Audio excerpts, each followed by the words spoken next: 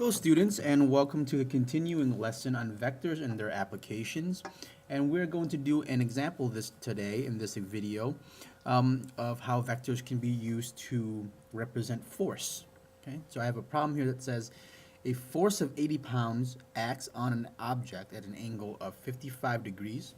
A second force of 95 pounds acts on the same object at an angle of negative 35 degrees. Find the magnitude and direction of the resulting force. And so let's deal with this problem kind of the same way that we do for all other problems, and that is by drawing a good picture. And so here we go. So let's say I have some sort of, let me get my video here to zoom. But let's say I have some sort of object, okay, and we can just represent it with a dot. I've seen sometimes people represent it with a cube. Okay.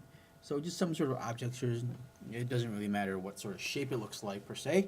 And there is a force acting on it at an angle of 55 degrees.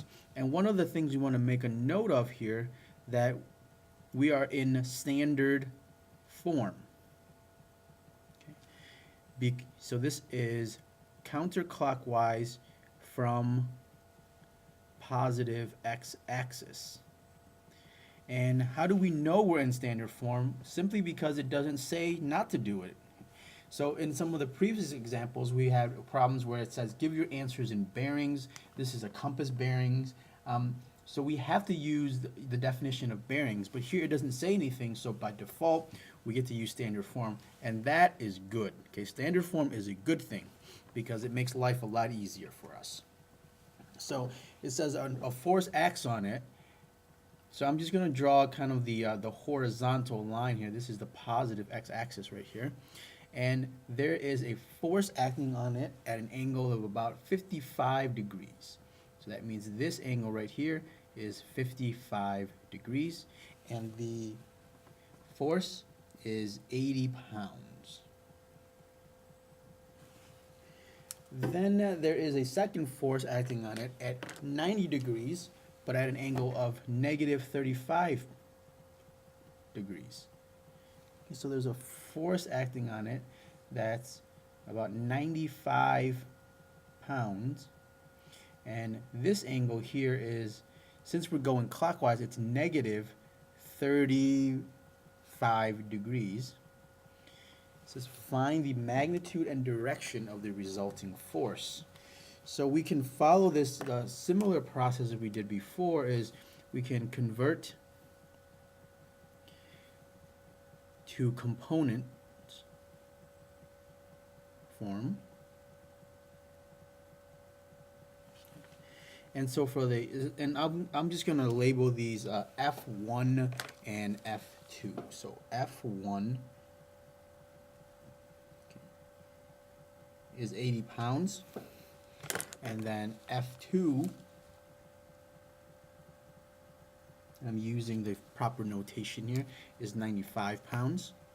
And so if I want to convert to component form, well, for F1, it's just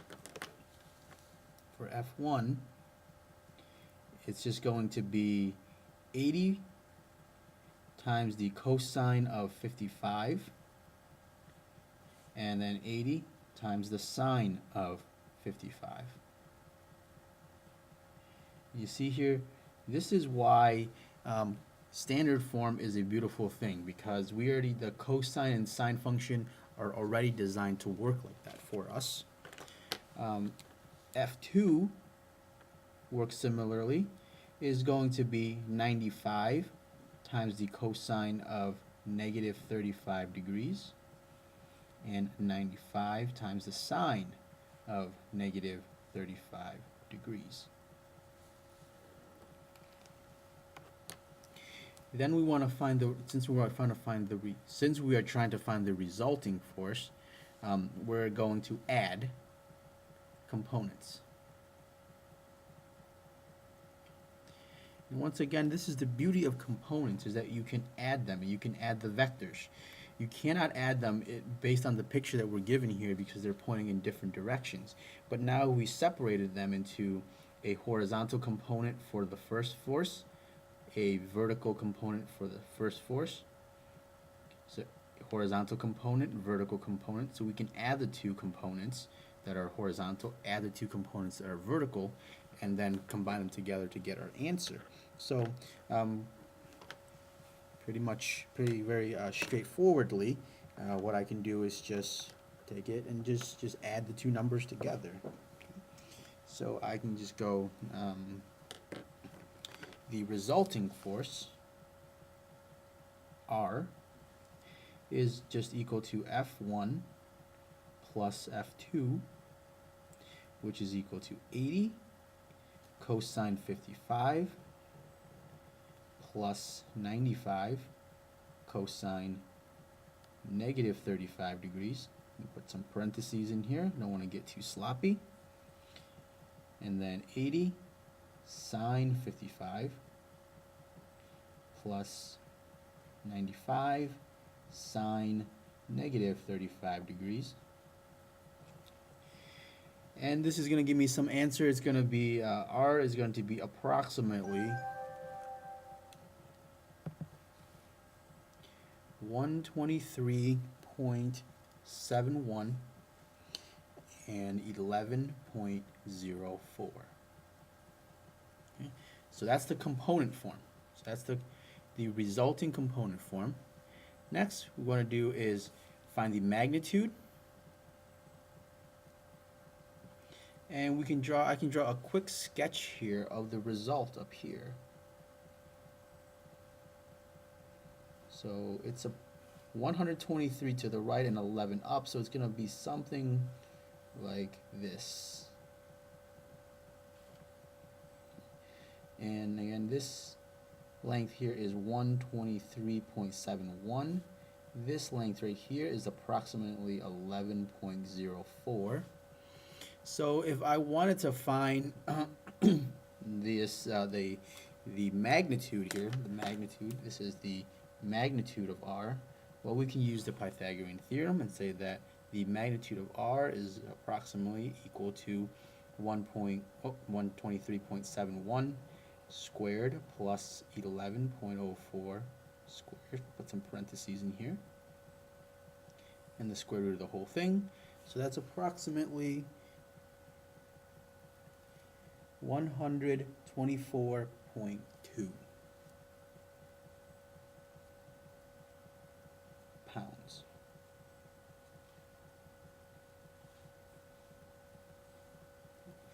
And then if I wanted to find the angle, and again, beautiful thing when we're in standard position and we're in the first quadrant, we can just use an inverse tangent function.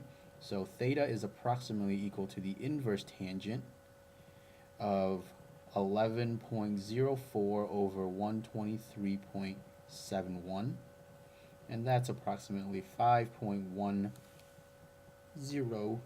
degrees. Okay. And I have to make a note here that this is we can use this directly because it's in the first quadrant. Okay. If it's not in the first quadrant, we may have to add 90, 180, or 270 if it's in a different quadrant. Okay, so if in quadrants 2, 3, or 4, if in quadrant 2, 3, or 4, then we may need to add